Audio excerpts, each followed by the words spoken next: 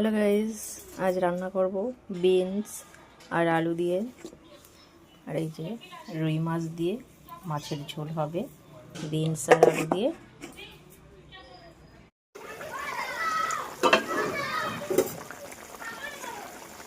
এই যে বিনস দিয়ে মাছের ঝোল প্রায় হয়ে গেছে, ফোড়ন দিয়েছি রাঁধুনি, আর এখানে একটু যে জিরে ভেজে রেখেছি, এটা বেটে দেবো নামানোর আগে। গ্রাম্য পদ্ধতিতে রান্না।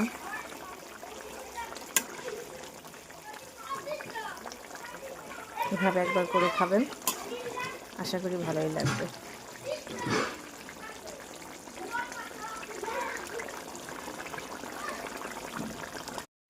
তো এই যে আমার ফাইনালি মাছের ঝোল হয়ে গেছে বিনস দিয়ে, গ্রামের রান্না, রাঁধুনি আর জিরে দিয়ে পাতলা মাছের ঝোল, সহজ পদ্ধতিতে।